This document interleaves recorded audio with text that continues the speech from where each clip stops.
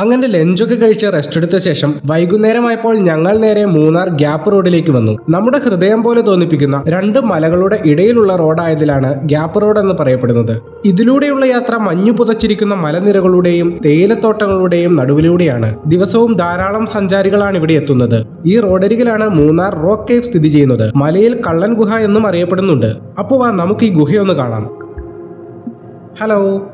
പ്രദേശവാസികളുടെ അഭിപ്രായത്തിൽ കുപ്രസിദ്ധനായ തങ്കയ്യൻ എന്ന കള്ളൻ ഈ ഗുഹയിൽ താമസിച്ചിരുന്നു. ഒരാൾക്ക് മാത്രമേ ഗുഹയിൽ പ്രവേശിക്കാൻ കഴിയൂ. സ്വാതന്ത്ര്യത്തിന് മുൻപ് തമിഴ്നാട്ടിൽ നിന്ന് തങ്കയ്യൻ മൂന്നാറിൽ എത്തിയതായി കരുതപ്പെടുന്നു. രാജ്യം സ്വാതന്ത്ര്യം നേടിയപ്പോൾ അയാൾ ഇവിടെ തേയിലത്തോട്ടത്തിൽ ഒരു തൊഴിലാളിയായി. അയൽക്കാരനെ കൊള്ളയടിച്ചതിന് പോലീസ് അദ്ദേഹത്തെ അറസ്റ്റ് ചെയ്തെങ്കിലും അയാൾ ഓടിപ്പോയി ഗുഹയിൽ ഒളിച്ചു താമസിച്ചു.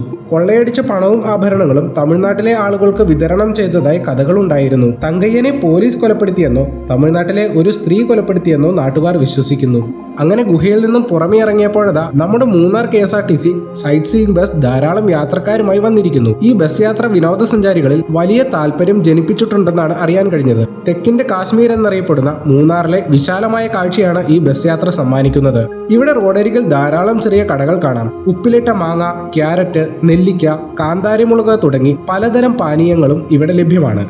ഞങ്ങളൊരു പാക്കറ്റ് ഉപ്പിലിട്ട ക്യാരറ്റ് വാങ്ങി. പിന്നീട് കുറച്ച് ഫോട്ടോസ് ഒക്കെ എടുത്ത് ഇരുട്ടുന്നതിന് മുൻപ് റിസോർട്ടിലേക്ക് തിരിച്ചു.